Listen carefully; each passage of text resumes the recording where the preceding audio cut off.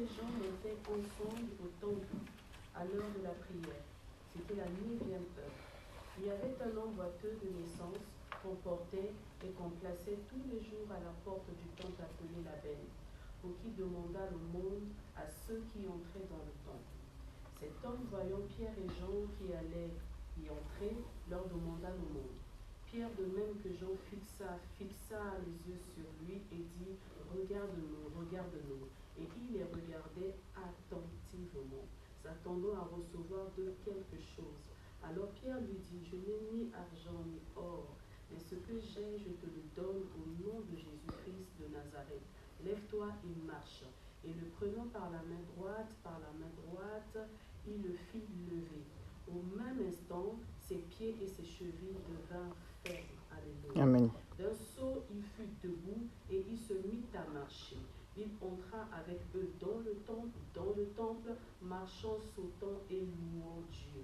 Tout le monde le vit marchant et louant Dieu.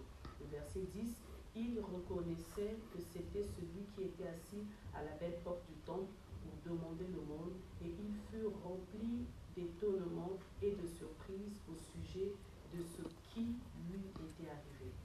Amen. Amen, amen. Vous pouvez vous asseoir. Il fut rempli de surprise et d'étonnement au sujet de ce qui lui était arrivé. Et ça sera le partage d'une personne avant la fin de cette année. Vous savez, Dieu agit toujours dans des temps kairos. La Bible nous parle de l'histoire d'un homme qui était boiteux de naissance. Et cette histoire est tellement riche d'enseignements. La Bible dit que chaque jour, on portait cet homme et on le plaçait à un endroit bien particulier. Et à cet endroit particulier, c'était pour qu'il demande. C'était pour. On le portait pour. Pas pour autre chose, mais pour cela. Mais on va d'abord revenir en arrière, je vais situer le contexte. Imaginons un couple marié, légalement, béni par Dieu, qui craint Dieu, et qui un beau jour, la femme dit à son mari, je n'ai plus de règles, je sens qu'il y a un enfant dedans de moi, ils sont dans la joie, ils sont contents du fait qu'ils vont donner la vie. Parce que Dieu a dit, soyez féconds. La fécondité est de Dieu. Mais un beau jour, pendant qu'elle accouche, elle est tellement contente. Elle ne peut pas s'imaginer un moment que cet enfant aura un problème. Parce qu'à l'époque, certainement, il n'y avait pas des échographies. Et pendant que l'enfant grandit à un certain moment, lorsqu'il est censé marcher, elle se rend compte que mon enfant a un problème. Mon enfant n'est pas comme tous les autres. À cet âge-ci, mon enfant devait marcher normalement. Mais je me rends compte que dans sa démarche, il y a un problème. Comment expliquer que moi, Dieu, je te sers, je te crains, je te loue, je fais sacrifice pour toi, mais tu me donnes un enfant pareil. Comment expliquer? La réjouissance du couple a commencé à se transformer en tristesse. Parce qu'ils ne comprenaient pas. Bien-aimés dans le Seigneur, il y a certaines choses qui se révèlent dans notre vie avec le temps. Voilà pourquoi la Bible nous dit de ne rien juger avant le temps, mais de laisser que le Seigneur amène à la lumière ce qui est dans les ténèbres. Et alors chacun recevra du Seigneur la louange qui lui est due. Bien-aimés, nous nous pressons souvent de juger les choses avant le temps. Laissons le temps faire son temps. Et Dieu, à son temps, va révéler les desseins des cœurs. Dieu, dans son temps, va révéler qui est de Dieu et qui n'est pas de Dieu. Dieu va révéler en son temps qui doit marcher avec toi et qui ne doit pas marcher avec toi. Mais nous nous empressons de juger des choses avant le temps. Cette femme ne pouvait pas s'imaginer qu'un jour, son enfant devait boiter. Bien-aimé dans le Seigneur, j'imagine la frustration. J'imagine le désarroi.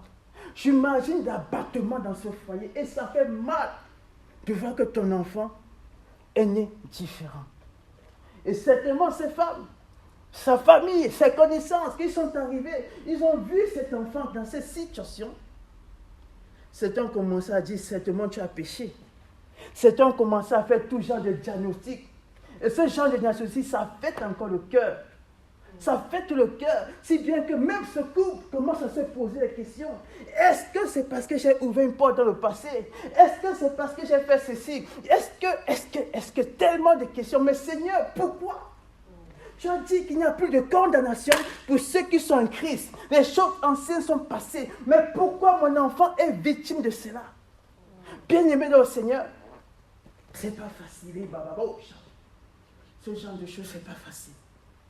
Mais je vais dire à une personne ce soir, sois sans crainte.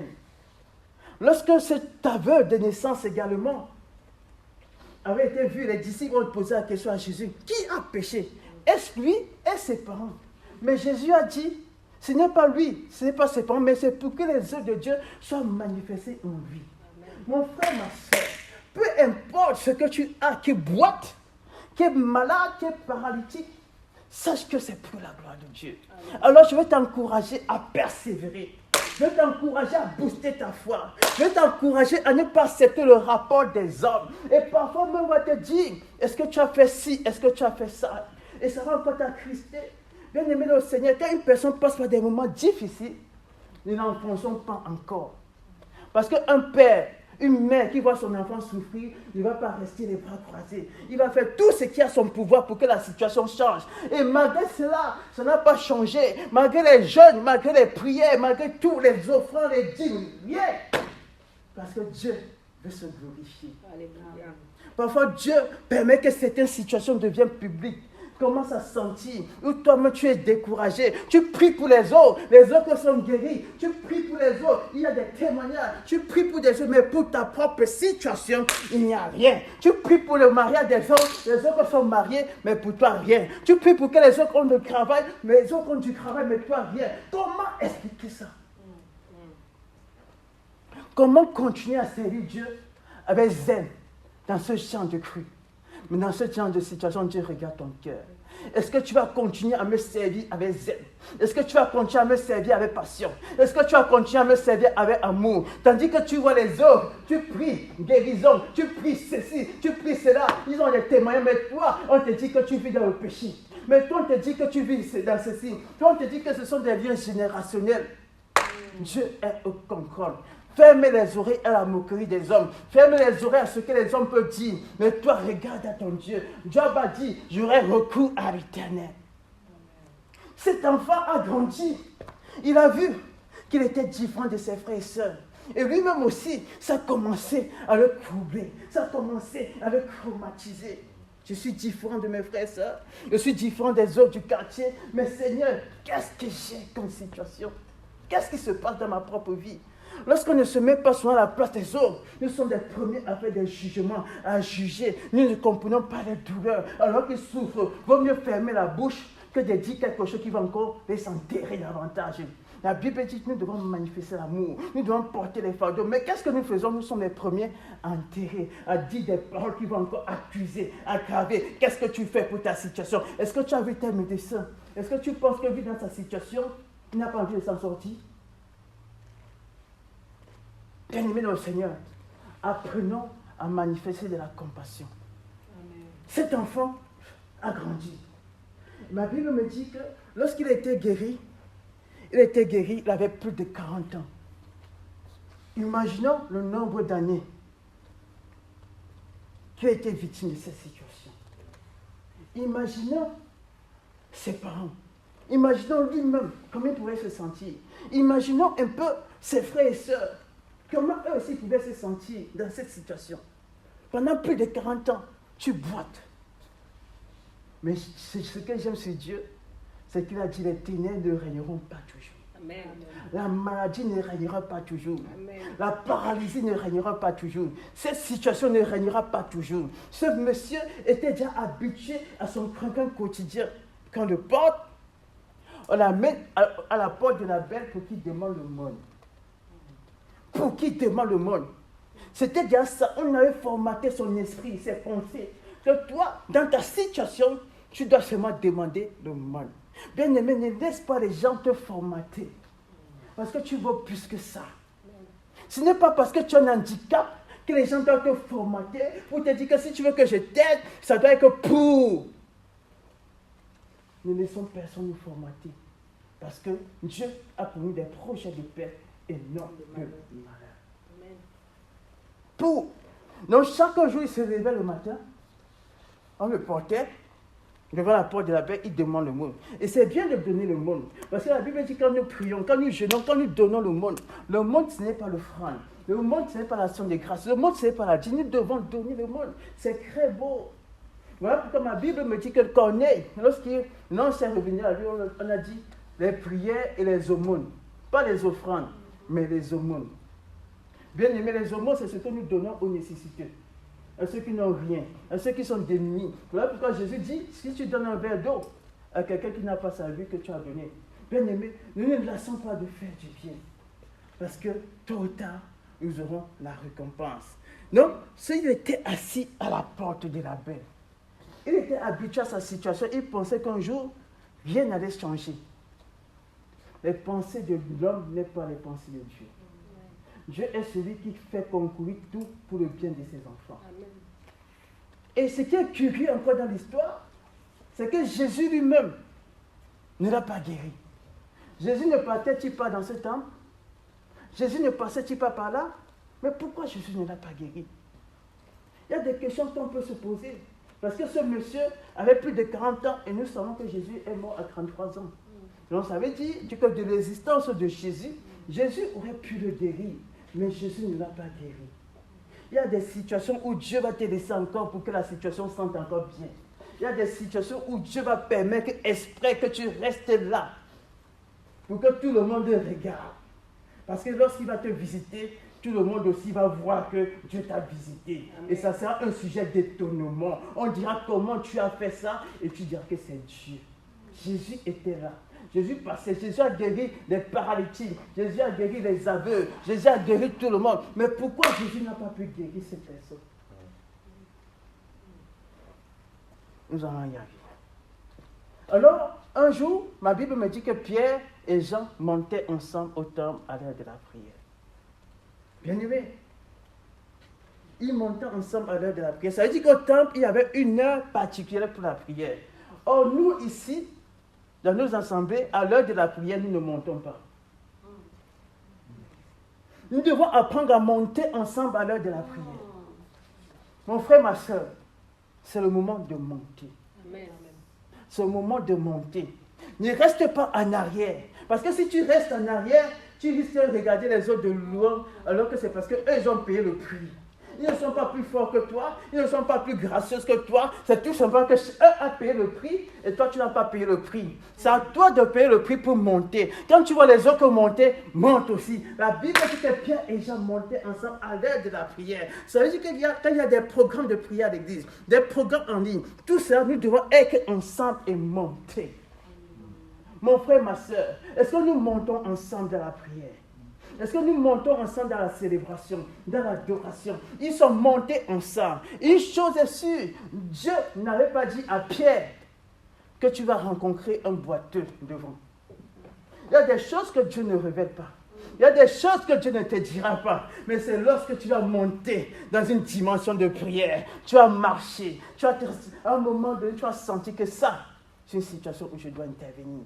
Amen. Mon frère, ma soeur, ne négligeons pas la prière. Parce que la prière nous active la divinité en nous, comme on nous a enseigné tout à l'heure ici. La prière nous permet d'être sensibles à la voix de Dieu. La prière permet de faire taire la chair. La Bible dit que la prière nous permet aussi de résister à la tentation. Amen. Mon frère, ma soeur, toi qui es constamment tenté, monte encore un peu dans la prière. Augmente ton degré de prière. Monte encore. Et tu vas voir comment tes sens seront contrôlés par le Saint-Esprit. Ce qui t'attirait hier ne t'attirera plus. Ce qui t'intéressait hier ne t'intéressera plus. Alors monte encore dans la prière. Monte encore un degré. Ma Bible dit que Pierre et Jean montaient ensemble. Alors mon frère, ma soeur, à partir d'aujourd'hui, ensemble, montons. Ne restez pas derrière. Ne dites pas que les autres sont des TTS. Parce qu'eux, ils ont compris que le temps est mauvais. Je dois monter. Le temps est mauvais. Je dois monter. Si toi, tu veux rester à la terre, moi, je veux monter. Alors mon frère, ma soeur, les temps sont mauvais. Si ton frère te dit prions, prie. Si ta soeur te dit prions, prie. Cherche les occasions de prière. Même quand on te demande de prier pour la nourriture, prie sérieusement. Parce que le temps est mauvais. Il faut monter. Et nous ne montons plus dans la prière. Voilà pourquoi nous sommes obèses. Au lieu d'être légers. Voilà pourquoi quand Dieu nous parle, on n'entend pas. Mais quand notre chef parle, on entend. Bien-aimés dans le Seigneur, il est temps que ça change dans cette assemblée. Nous devons être des hommes et des femmes de prière. Il faut que les papas se lèvent dans la prière. Il faut que les mamans se lèvent dans la prière. Il faut que la jeunesse se lève dans la prière. Ma Bible dit qu'ensemble, ils montaient. Amen. Et c'était à la 9e heure. L'heure de l'enfantement. Ça veut dire que la prière te permet d'enfanter les choses. Ça veut dire que la prière te permet d'enfanter des choses. Oui, ils sont montés. Ils avaient la révélation de la 9e heure. Ils savaient que quand je vais prier, il y aura des choses que je vais enfanter. Voilà pourquoi Anne, elle est montée dans la prière. Elle a enfanté Samuel. Elle est montée, elle a enfanté. Mon frère, ma soeur, respecte tes heures de prière. Respecte tes programmes de prière. Parce que Dieu, certainement, viendra te visiter. Mais l'église, comme nous sommes, parfois, on ne respecte plus nos programmes de prière. Et l'ennemi passe par là. Et quand Dieu vient, il dit, la gloire, où es-tu? Encore 5 minutes. Encore 10 minutes. Encore. Et après, il est 8 heures. Ah, Seigneur, toi-même tu sais ce que nous faisons souvent. Amen. Bien-aimés dans le Seigneur, montons. Amen. Nous devons montons dans la prière. Et voilà qu'ils arrivent au temple. Ils trouvent ce monsieur qui était boiteux. Ma Bible me dit que Pierre et Jean fixa les yeux sur lui. Bien-aimés dans le Seigneur, nous échouons souvent dans l'église parce que nous ne fixons pas les yeux dans la même direction. Pierre et Jean fixaient les yeux sur lui. Amen. Et ils ont dit, regarde-nous. Même vision, même langage. Bien-aimés dans le Seigneur, si nous voulons réussir, nous multiplier, nous devons avoir la même vision et le même langage. Amen. Et cela n'est que possible par le Saint-Esprit. Oh, si tu n'es pas un homme de prière, une femme de prière, tu ne peux pas avoir le même langage que ton frère. Tu ne peux pas avoir le même langage que ta soeur. Lorsque Pierre et Jean sont arrivés au temple, ils ont eu le même langage, la même vision. Ils ont regardé les mêmes besoins de l'église. Ils ont regardé la même situation. Ils n'ont pas eu le même langage. Bien-aimé, lorsque tu vois des besoins dans l'église, tu dois regarder ça de la même manière que l'homme de Dieu regarde. Tu dois regarder ça de la même manière que ceux qui servent au Seigneur avec esprit regarde et avoir le même langage. Bien-aimé au Seigneur, si nous avons un langage divisé, nous n'allons pas nous multiplier. Si nous avons un langage divisé, nous n'allons pas faire des espoirs. Je suis désolé. Si Pierre regardait à gauche et Jean regardait à droite, rien n'allait se passer. Mais lorsqu'il y a accord, c'est là où Dieu agit. Lorsqu'il y a accord, c'est là où Dieu agit. Ma Bible me dit là où une croix personne soit semblable à son nom, il est là. Mon frère, ma soeur, il est temps que tu t'accordes avec ton mari pour prier. Il est temps que tu t'accordes avec ta famille pour prier. Il est temps que tu t'accordes avec tes enfants pour prier. Vous ne priez plus ensemble. Voilà pourquoi l'ennemi a le dessus sur vous.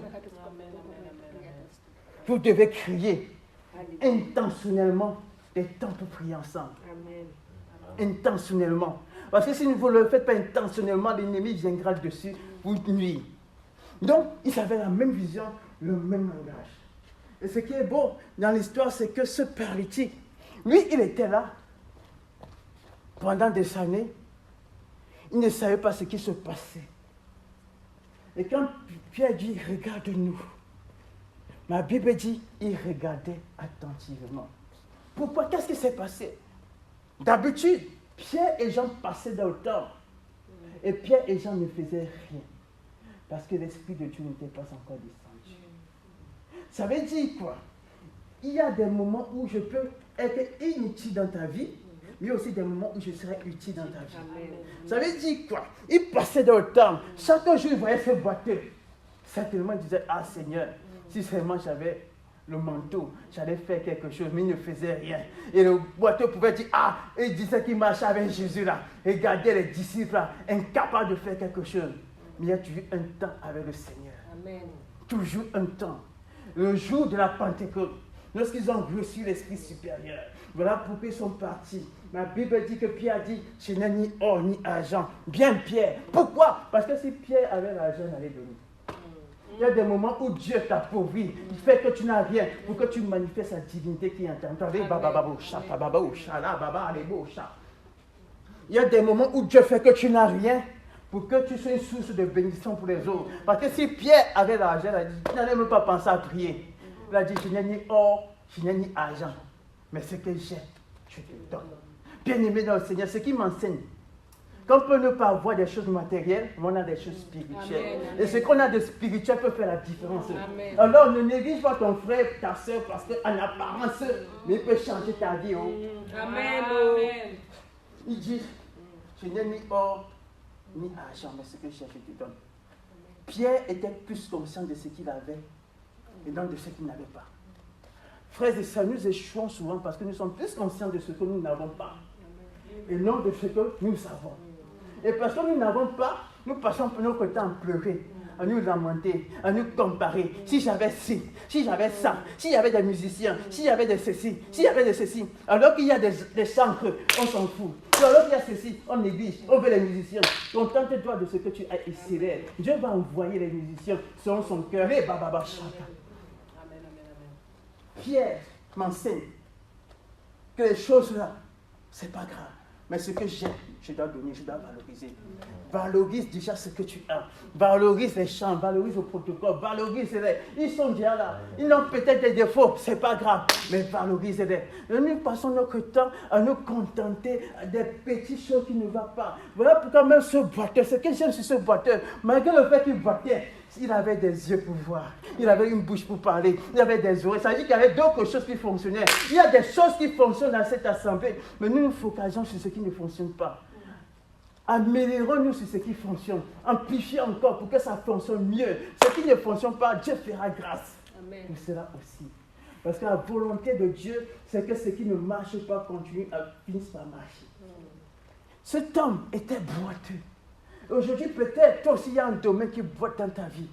Peut-être c'est ton les finances, peut-être c'est ton ministère, peut-être c'est ton foyer, peut-être c'est ton entreprise. Que depuis que tu as créé ton entreprise, ça boite. Peut-être que depuis que tu t'es marié, ça boite. Peut-être que depuis que tu as ton ministère, il y a des domaines qui boitent. Mais Dieu reste le même, il est au contrôle de toutes choses. Toi, avance. Il a dit à Moïse, pourquoi s'écrit avance? Et nous devons avancer. Même si on bat, avançons doucement. Même si on bat, avançons doucement. Ce que ce boiteux n'avait pas compris, il n'était pas paralysé. Il pouvait marcher à petits pas et avancer quand même à son rythme. Mais il a voulu qu'on le porte. Il a voulu qu'on le porte. Et en le portant, on a mis un joug sur sa vie. On a limité quelque part. Parce qu'un boiteux marche quand même un peu. Mais un paralysé ne marche pas. Le paralytique, on peut le porter. Mais le boiteux, il peut encore faire des efforts de marcher doucement. Amen. Et ça, il n'avait pas compris. Pourquoi? Parce que dès la naissance, ses parents l'ont inculqué que comme tu es boiteux là, on va souvent te porter. Du coup, lui-même n'a pas eu le réflexe d'être porté. Voilà pourquoi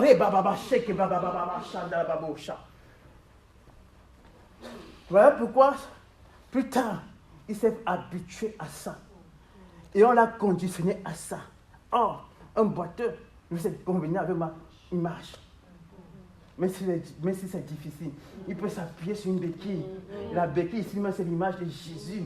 Appuie-toi sur ta béquille, Jésus. Il avance un petit pas. Mais il se faisait porter comme un paralytique. Et du coup, tandis que les autres partaient adorer ce Dieu, lui on disait, toi tu restes devant la porte de la paix. Les gens l'ont exploité pour prendre son argent. Méfions-nous des gens qui nous exploitent, qui font semblant de nous manifester une fausse compassion, mais pourtant, ils veulent profiter de nous. Ils sont contents que nous restons à la même position. Faisons attention de ces personnes-là. Amen. Amen, amen. Ce paradoxe était là. Quand Pierre dit, regarde-nous, la Bible me dit qu'il les regarda attentivement, s'attendant il les regarda d'abord. Pierre dit, regarde-nous. On va s'arrêter là. Ça veut dire que lorsqu'il demandait l'argent, il était discret. Il avait l'habitude. Non, il regarde à gauche, il regarde à droite. Et nous aussi, nous sommes conscients dans la maison du Seigneur. Lorsque nous venons pour adorer Dieu, on regarde à gauche, on regarde à droite. On n'est pas concentré sur Jésus. Mon frère, ma soeur, concentre-toi sur Jésus. Ne te concentre pas sur la veste de la peau, sur qui a fait quoi. Concentre-toi sur Jésus. Ma Bible dit, lorsqu'on tourne le regard vers lui, nous sommes rayonnants de joie. Et le visage ne se couvre pas de honte. Alors Pierre a attiré son attention. Toi, paralytique, regarde-nous. En d'autres termes, regarde Christ qui est en moi. Regarde-nous. Regarde le Dieu que je porte. Regarde-nous. Ne sois pas discret. Parce que quelque chose va se passer maintenant. Ta situation va changer. Mais si tu es discret, si tu regardes à qui va passer avec une grosse voiture pour demander l'argent, tu risques de passer à côté. Et aujourd'hui, c'est ce que nous faisons. Au lieu de regarder au CEC, nous sommes discrets par autre chose. Au lieu de regarder à ton épouse, tu es discret par d'autres femmes. Au lieu de regarder à ton mari, tu es discret, il dit regarde-nous. Ma Bible dit, l'ayant regardé, il s'attendait à recevoir quelque chose. Mon frère, ma soeur, est-ce que lorsque tu viens dans la maison du Seigneur, tu t'attends à recevoir quelque chose?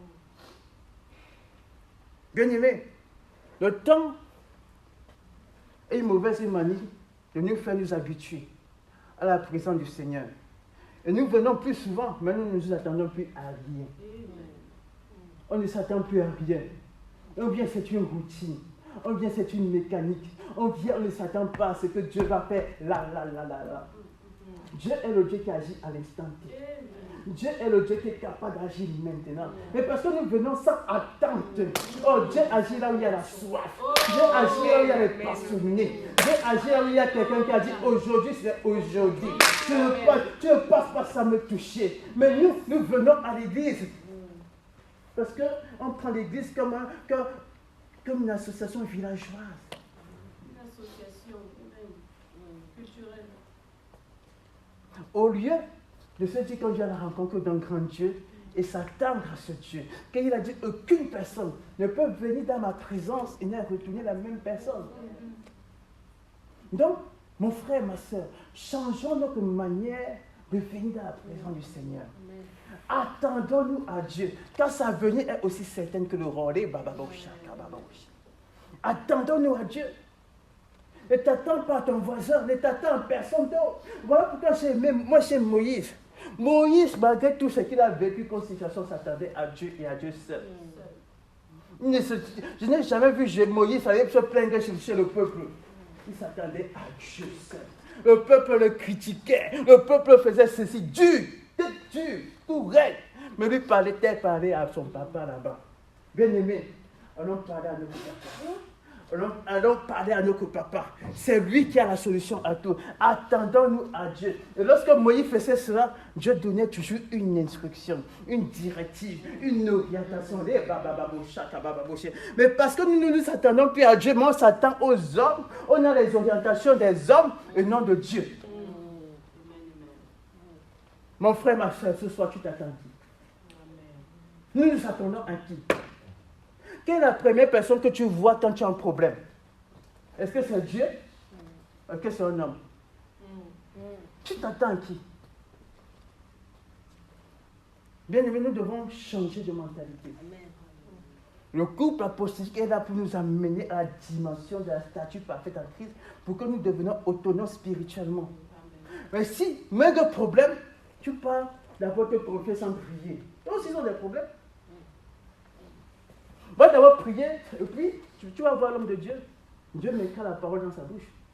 Mais parfois, nous ne faisons pas ça. Peut-être que quand tu prieras, Dieu va te parler directement. Et puis, ici, à la prédication, Dieu va te confirmer. Ce qu'il t'a dit au travers de la peau. Mais parfois, nous ne faisons pas ça. Alors d'abord, nous-mêmes chercher Dieu. Apprenons-nous à chercher Dieu par nous-mêmes. Afin que Dieu se révèle à nous. Et c'est ainsi que nous aurons une expérience personnelle avec Dieu. Tu ne connaîtras pas seulement le Dieu du pasteur Jean-Brice, tu ne connaîtras pas seulement le Dieu de la prophétesse Inès, mais tu connaîtras aussi ton Dieu là. Parce qu'il te sera révélé à toi personnellement. Amen. Mais aujourd'hui, nous sommes des chrétiens paresseux. Moins de choses. Voilà pourquoi nous boitons. Quelqu'un qui boite, c'est quelqu'un qui, dès sa naissance dans le Seigneur, malgré son ancienneté, continue à avoir une foi chancelante qui vacille. Au lieu d'être un père, un fils dans le Seigneur, il est toujours au lait. Celui qui boit un pied dedans, un pied dehors, ça fait un coup, elle est forte, ça fait un coup, Mais Dieu ne nous appelle pas à voir des fois de temps en temps comme l'apôtre prêche souvent. Nous voulons avoir une foi ferme, une foi stable, une foi constante. Et ça, c'est l'image des gens qui boitent. Et si tu boites, comment tu vas posséder ce qui te revient de gloire? Si tu boites. Voilà pourquoi la Bible dit que celui qui demande et qui doute est un homme irrésolu. Parce qu'il boite. Un coup je veux, un coup je veux pas, un coup je bambais, un coup non. Nous ne devons pas boiter. Nous devons faire confiance à Dieu. Lorsque Dieu te dit, va à gauche, n'attends pas à avoir la provision, mais va seulement. Parce que le Dieu qui t'a donné une instruction est aussi le Dieu qui va te donner la provision. Oh, nous voulons la provision avant d'aller. Mais parfois, tu vas attendre la provision fatiguée, ça ne viendra pas. Fais un pas de foi. Abraham est sorti, ne savait pas où il allait. Et au fur et à mesure, la vision devient claire. Au fur et à mesure. Donc, si Dieu te dit, sors, fais ceci, n'attends pas la provision. La provision va s'attacher à ta mission d'aller. Pierre, maintenant, voit ce batteur, il dit, au nom de Jésus-Christ, je te donne, lève-toi et marche. Ça encore, c'est une histoire, quelque chose qui m'a intrigué. Nous savons que tout, c'est au nom de Jésus. Il n'a pas prié, mais il a fait une déclaration. Il a dit, je t'ordonne, au nom de Jésus-Christ, lève-toi et marche. Bien aimé, par moment, la prière ne sert à rien. Il faut parler. Il faut déclarer. Pour qu'il y ait des changements, il faut déclarer. Mais lui, tu vois, parce que c'est ce que Pierre a plutôt fait. Mais qu'est-ce qui s'est passé? Quand on lit l'histoire, le boiteur est resté assis, ou couché, peu importe, assis. Et ça, c'est un problème. Et ça aussi, ça m'a intrigué. Et ça aussi, ça m'a incrusté. Au paralytique, Jésus a dit, lève-toi et marche, prends ton lit. Il a pris son lit. Il a marché. Mais le boiteur, on dit, lève-toi et marche. Il est resté. Bien aimé le Seigneur. Si nous voulons faire des esprits et nous multiplier, nous devons aussi écouter la voix de Dieu. Pas la voix des hommes, mais la voix de Dieu. Cette voix qui te dit, lève-toi et marche. Non seulement obéir, écouter, mais obéir aussi. Ce boiteur n'a pas obéi. Ce boiteur attendait voir des signes qui montrent que sa guérison va se passer. Ce boiteur attendait voir des signes. Mon frère, ma soeur, tu n'as pas besoin de signes quand Dieu te dit, lève-toi et marche. Voilà pourquoi j'aime Pierre en prison. Là, je lui dis, lève-toi promptement, il s'est levé, les chaînes se sont brisées. Il n'a pas entendu voir les chaînes se briser, mais il s'est levé, les chaînes se sont brisées. Il y a des situations où Dieu t'a déjà parlé. Tu ne vois pas le miracle parce que tu n'étais pas levé. Tu as entendu la voix de Dieu. Dieu t'a parlé, mais tu attends encore. Tu observes encore. Mais en observant, rien ne se passe. Mais en observant, tu restes au même endroit. Mais en observant, lorsque Dieu t'a déjà dit, lève-toi et marche. Le boiteur, le paralytique qui était à la piscine de Bethesda, il n'a même pas négocié. Quand il a dit, lève-toi et marche, il s'est levé. Je ne sais pas combien il a fait, alors que lui, il était carrément paralysé. L'autre marchait même un peu. Parce qu'il boitait. Aujourd'hui, c'est ce qui nous arrive. Dieu t'a parlé. Dieu t'a dit de faire ci. Dieu t'a dit de faire ça, mais tu n'as pas obéi. Et voilà pourquoi les choses tardent. Voilà pourquoi les choses tardent. Ce n'est pas Dieu qui fait tarder, mais c'est toi-même. Voilà pourquoi maintenant, Pierre s'est rendu compte que lui n'a pas compris que c'est son temps carrosse, son temps favorable. Le temps où il faut faire quelque chose. Pierre le prend maintenant par la main. Ma Bible dit que lorsque Pierre l'a pris par la main, pour le lever au même instant, ses membres ont commencé à se raffermir. Ça veut dire que quoi? Si ce boiteux avait essayé de se lever par lui-même, il allait se rendre compte qu'il y a une transmutation en lui. Mais il a fallu que Pierre nous donne la main. Et maintenant, ce qui se passe dans nos vies, pourquoi nous pensons parfois que c'est la prière de l'autre qui agit, alors que c'est nos propres prières qui peuvent aussi agir. Et c'est ça qui s'est passé. Pierre, il a touché seulement, il s'est rendu compte que qu'est-ce qui se passe là. Mes pieds ont commencé à devenir fermes. Mon frère, ma soeur, si Dieu te dit que tu es guéri, n'attends pas voir les symptômes de la guérison arriver. Crois que tu es guéri et ça va se manifester. Et c'est ce qui se passe. Nous sommes incrédules. Nous voulons voir des choses. Nous voulons voir des signes. Nous voulons voir alors que la Bible dit crois seulement et tu verras la gloire de Dieu. Amen. Ce paralytique n'a pas voulu faire des efforts de se lever par lui-même. Parce qu'il a été conditionné comme ça depuis l'enfance. Il était conditionné. Et puis heureusement que Pierre était patient. Il est comme Jésus. Il a dit que bon, comme c'est ton temps, je te prends par la main. Ça nous montre aussi que, par moments, avec ces personnes qui ne sont pas vives d'esprit, avec ces personnes qui sont un peu lents à comprendre les choses, il faut les prendre par la main. Prenons les autres par la main. Prenons-le. Nous savons faire des choses. Prenons, aidons. Et eux aussi, ils vont finir par être faits. Leur vie aussi va commencer à marcher. Ne nous lassons pas de faire du bien. Ne nous lassons pas de faire la même chose, parce que certainement un jour, ça portera du fruit. Pierre l'a pris par la main. Et au même instant, il s'est mis à marcher. Et ensuite, il est ancré dans le temple. Là où, pendant des années, il n'était jamais allé dans le temple, il est ancré dans le temple. Pourquoi? Parce que quelqu'un a tendu la main. Pierre. Bien-aimé, il y a des choses qui vont nous arriver parce que certaines personnes nous auront tendu la main. Il y a des choses qui vont nous arriver parce que nous-mêmes, nous aurons mis notre propre foi en action. Comme ce paralytique à la piscine de Bethesda qui a seulement entendu, lève-toi, il a mis sa foi en action. Sur ta parole, je jette le filet et directement il s'est mis à marcher. Mais d'autres ont besoin encore de la main des autres personnes. Que toi tu as une foi agressive, gloire soit rendue à Dieu. Celui qui a encore besoin d'un coup de main, gloire soit rendue à Dieu. La finalité c'est que ça finisse par marcher. Il a commencé à marcher et il est allé au temple. Et les gens ont été étonnés de le voir au temple. Parce que d'habitude, on savait qu'il était toujours assis à cet endroit-là. Mais il y a eu un déménagement. Il y a eu un déménagement. J'annonce ce soir à quelqu'un qu'il y aura un déménagement dans ta situation. Il y aura un déménagement ce soir. Et on ne te recourra plus là-bas, là où tu étais. Les gens t'ont imposé une limite, que ta place c'est d'être à la porte de la belle. Mais le Dieu que tu pries est un Dieu qui a toute limite. Le Dieu que tu pries est un Dieu puissant et étonnant, qui fait tout chauffer en son temps. Et ce soir, je déclare que le temps de quelqu'un est arrivé à passer à l'autre bord, à entrer dans le temps. Le temps, ça peut être l'image d'une opportunité que tu attends. Le temps, ça peut être l'image d'une extension. Le temps, ça peut être l'image de ton mariage. Le temps, ça peut être l'image de ta santé, de ta fertilité. Là où hier, tu étais libre, mais aujourd'hui, tu entres les bocha, la bababocha. Aujourd'hui, tu entres. Parce que le temps est arrivé où ce qui ne marchait pas commence à marcher. Mon frère, ma soeur, avec ce que tu as, tu peux faire marcher ce qui ne marchait pas hier. Le batteur, il était là, il avait une bouche. Sa bouche a permis d'arrêter Pierre et dit que je veux le monde. Mais il ne savait pas qu'au travers de cette même bouche, il allait recouvrir les pieds.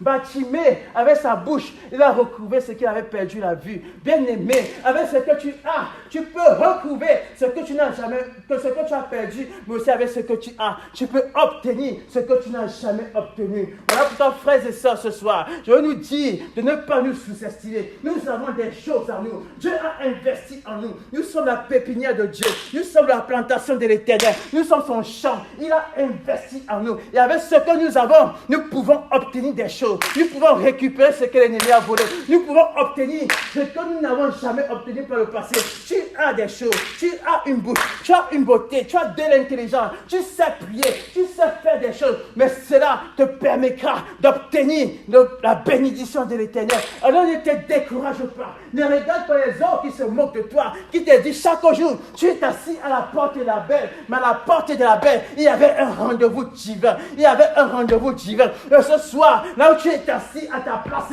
il y a un rendez-vous divin. Il y a un rendez-vous divin avec toi ce soir. Alors, ne sois pas distrait. Parce que Pierre a dit, regarde-nous, regarde-nous. Et ce soir, je dis, regarde à Jésus. Parce qu'il passe pour te faire du bien. Il passe pour briser les liens. Il passe pour briser les limitations. Il passe pour agir au-delà de ce que tu penses ou imagines. Il passe pour te faire du bien.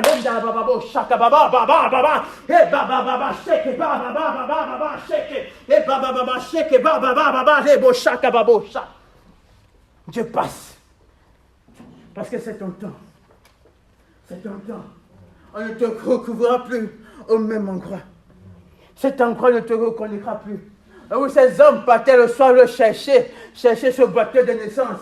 Ils sont arrivés, ils ne l'ont pas trouvé. Ils ont dit, comment allons-nous faire? Notre source de richesse s'est déplacée. Pourquoi? Parce que Dieu a changé de dimension. Il a changé de cas. Oui, Dieu te fait changer de cas. Il n'a pas besoin de demander la vie de quiconque. Ce soir, il agit dans ta vie. Il agit. Alors reçois cette parole. Reçois cette grâce. C'est ton temps, c'est ton temps. Si tu t'associes à ces paroles, si tu écoutes la voix de Dieu, si tu la pratiques, alors le changement sera possible dans ta vie, dans le nom de Jésus. Alléluia, alléluia.